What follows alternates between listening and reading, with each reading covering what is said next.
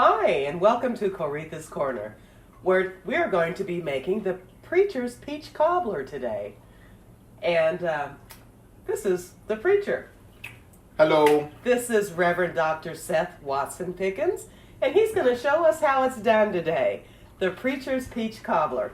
And today our motto is going to be, treat yourself to something sweet and be sweet to somebody. So, let's get started. Absolutely. Well, I'm really excited to be here, really excited to share, in particular, this recipe, which is my mother's peach cobbler, which is going back. And then I said, well, how far can we trace peach cobbler back? And when I took a look at it, I can go back as far as about, we know at least to the 1800s. 1800s, wow. Yeah.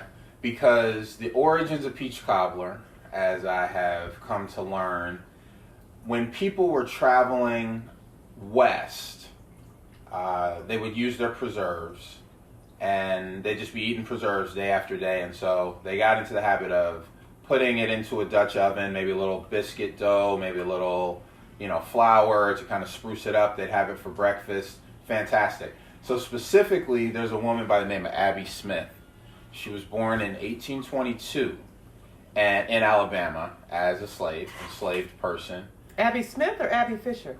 Abby Fisher, yeah. Thank you. Abby Fisher. Yeah, absolutely. That's See, she knows her stuff. F-I-S-H-E-R, Fisher. That's right. And in 1881, she published a book called What Mrs. Fisher Knows About Old Southern Cooking. Right? And so after the Civil War was over, 1865, she relocated from Alabama to San Francisco. And so you can imagine, by foot, by horse, by wagon, day after day. But she was an expert in preserves, so that's obviously what they were eating on the trip. And so this is the early images of people eating these preserves, these peaches, and finding ways to sweeten it up. Then when she settles in San Francisco, begins to perfect what we know of as peach cobbler today. Right, and so she has one of the first recipes. Like I said, that book published in 1881, I believe, is the first cookbook published by an African American. She actually couldn't read or write, had it transcribed. So we know peach cobbler goes back at least that far, a little bit more in our lifetime, especially in the church context. You gotta have your peach cobbler. That's one of the staple desserts. I think if there's a Mount Rushmore of desserts, you got what? Pound cake. They put banana pudding in there, maybe a red velvet, sweet potato pie. Definitely peach cobbler. Peach cobbler, yes, peach cobbler. I've been eating peach cobbler all my life, although you probably can't tell that because I don't weigh 300 pounds, but peach cobbler is the best. And there's several ways to make it. And today, the preacher, Reverend Dr. Seth Pickens, this preacher's peach cobbler is made from peaches that come from a can. But you can also make it with fresh peaches when peaches are in season. So tell me, what are we gonna put in our peach cobbler today? Well, it's really simple. This was my mom's recipe, and she was a working woman. She could cook, but that wasn't really her wheelhouse. I mean, she kept us fed and everything, but it was about what could be done as quickly, as easily as possible, as painlessly as possible. And so this was a recipe people would always even ask her to make it and swear by it and, fight over the last piece and all that stuff. It's really great. But the beauty is it's so simple. There's just a handful of ingredients. You might even already have them in your kitchen. We're going to use, canned peaches, like we said, nothing fancy. You want to have a couple of these. You can probably get these for like 99 cents at your a couple local bucks, grocery store. Absolutely. 99 cents, maybe $1.29. Yeah. Just, what's this? How many ounces is that? 28 ounces. Yeah, it might be like $2, a couple bucks. Yeah. Couple of bucks, okay. Yeah, so you want to have a few of those. You want to have some good brown sugar. You can use white sugar, but I love brown sugar. Use a little brown sugar. You want to have a little butter, softened, not melted, but definitely softened to room temperature so you can spread it very easily. We'll see exactly what that's about. Pinch of salt. Always, we're using salted butter, so we may not need a whole lot of salt, but you want to definitely balance that sweet.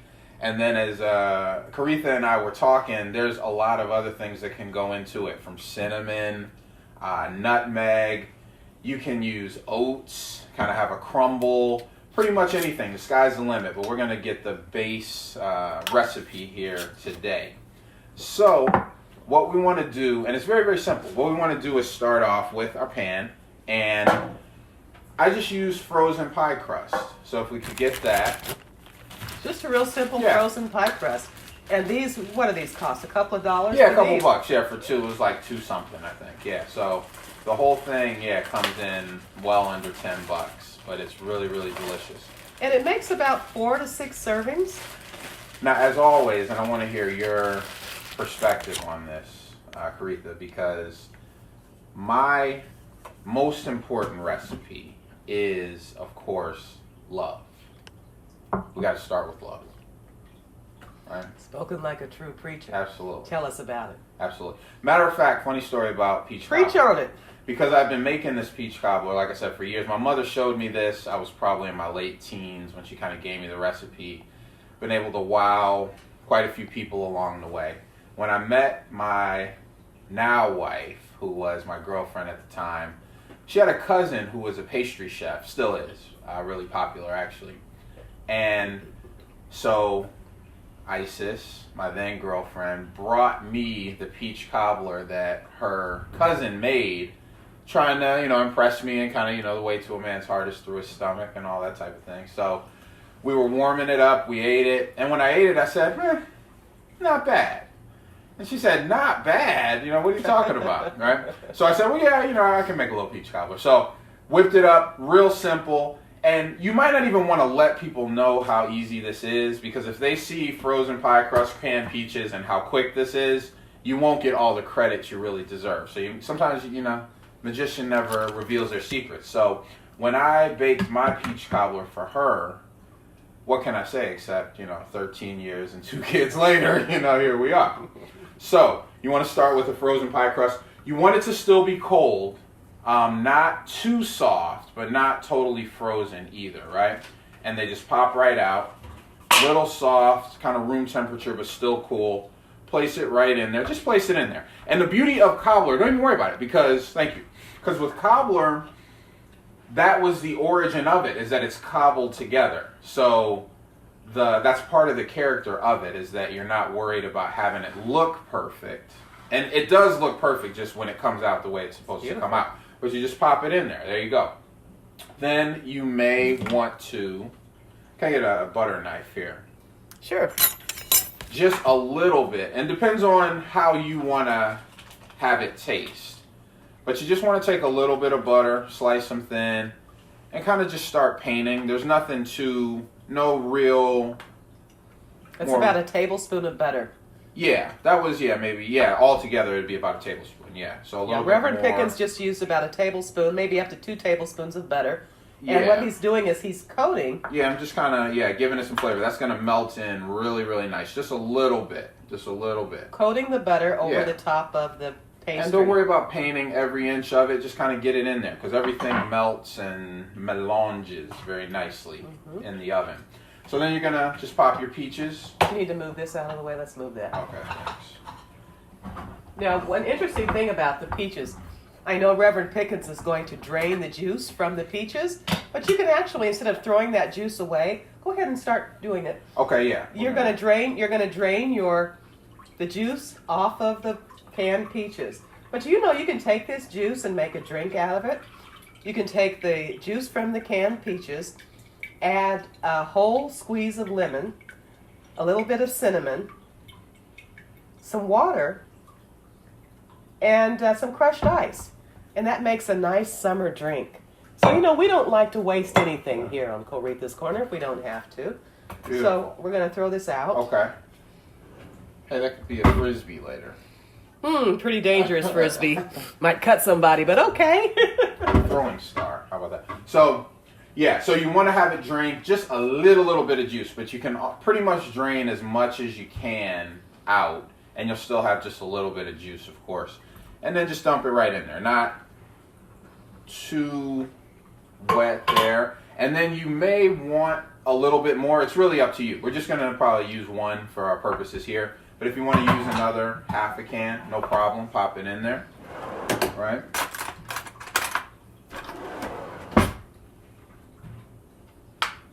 how lovely this is. So beautiful. Yeah, I love the color of the peaches. And of course, fresh peaches work just fine, but this isn't a pinch. I know people are working. People are, if you're not, crushed homemade and fresh peaches and all that, this works very, very well. It really, really comes out beautifully. Especially when you kind of set that intention, set that love, think about how much the loved ones that you're making it for are going to enjoy it. That really is an important part. And so now we just want to take a bit of brown sugar. Okay, now this is about a half a cup of brown sugar. Okay. And I know back in 1881, they probably didn't have all these fancy measuring cups like we have now. So they would actually probably say they would take a fistful of brown sugar. Yeah, if I was going to put an ounce on it of what would go in this size, yeah, maybe 2 or 3 ounces. If a half a cup is 4 ounces. So, yeah, you get yourself a little sprinkle. Again, it's more of an art than a science. We'll just kind of mix it up there a little bit. So you're going to put more on there? Yeah, a little bit more. Yeah, and to your own taste. Some people, I like to taste the peaches more than just sweet, sweet, sweet. So not too much. But yeah, there you go. Yeah, nice crumble there. That's good. Don't be shy with the sugar. Yeah. Okay. I think that's pretty good. Now, back to our butter. And this is one of the keys. And of course, if you got country crock, if you got, margarine, I've made it with margarine before, it works just fine. But it's even more flavorful with butter. Yeah, absolutely. Yeah, and you want to just give yourself some nice pats. So each one of those pats is about a tablespoon. You're going to probably put about three tablespoons of butter just laid right on top of those peaches and brown sugar. And it'll all melt in perfectly. Yeah, just kind of here, here, and here. Mm-hmm. Very hard to mess up.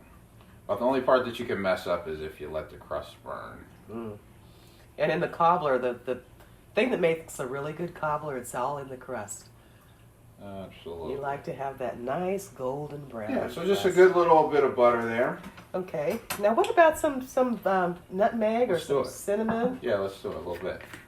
So I would just say let's take this is a half a teaspoon of cinnamon, and just sprinkle it right over the top of those peaches and the brown sugar. Beautiful. It's going to give us a nice, nice flavor.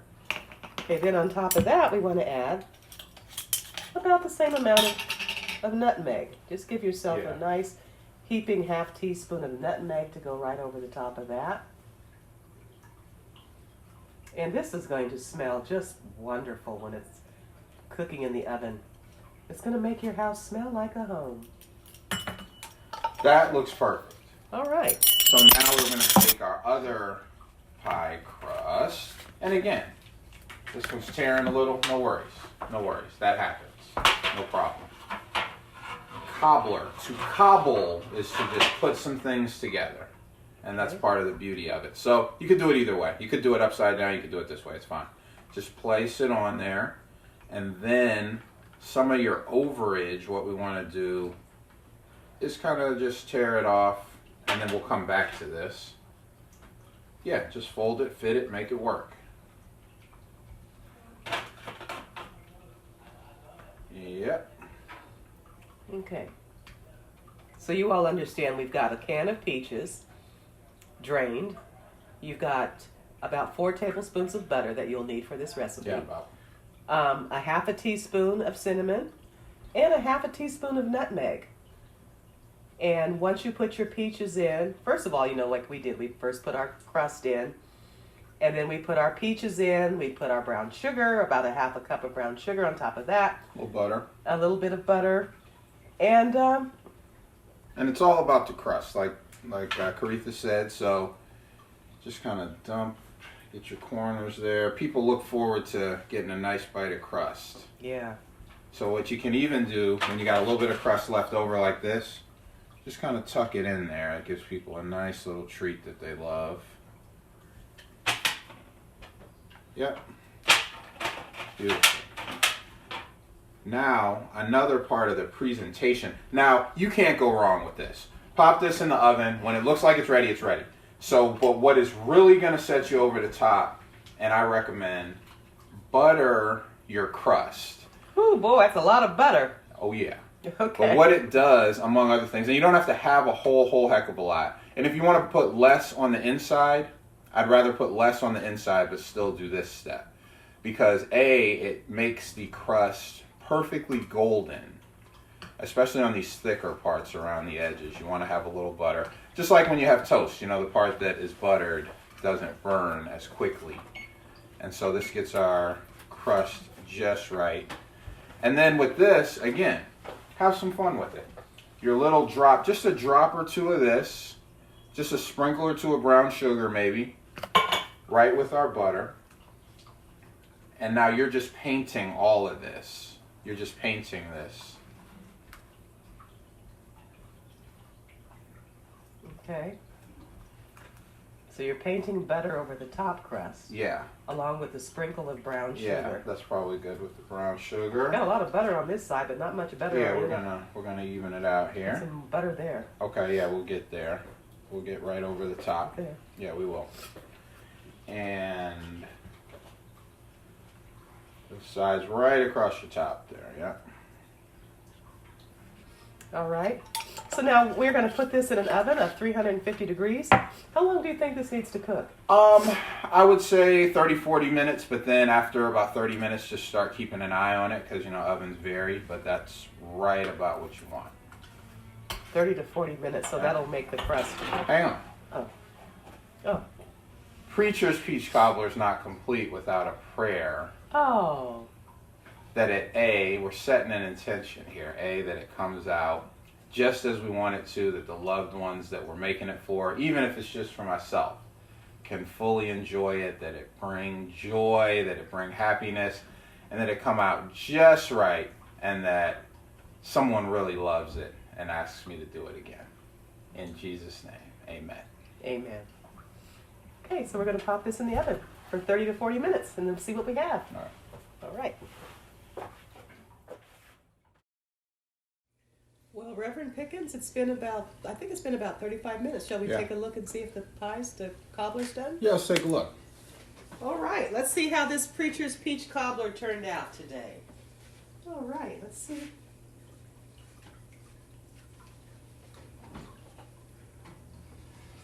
Oh boy, it smells good. Can you smell that? Oh, yeah. My goodness. All right, this is the Preacher's Peach Cobbler. Take a look at that. Not bad. Not bad. Oh my goodness, look at that crust. It looks so delicious. Okay, well, we're going to have to now do our most favorite part of all. Why don't you grab 2 plates? Alrighty. Okay. Yep. All right, now we're going to cut this and do a taste test. And I think our cameraman might want to have a taste too. Tori, what do you think? Of course. Of course, all right. Well, And it goes without saying, a dab of vanilla ice cream just sends this over the top. You know, if you can stand it. wish we had some. All right. So, cut it here.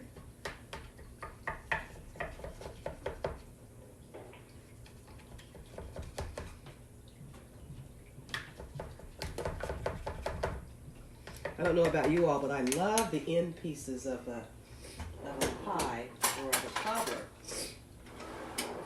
So we're just going to... Now, Reverend Pickens, you said it doesn't have to be pretty, it just has to taste good, right? Yeah, absolutely. I mean, I think it's kind of pretty, but yeah.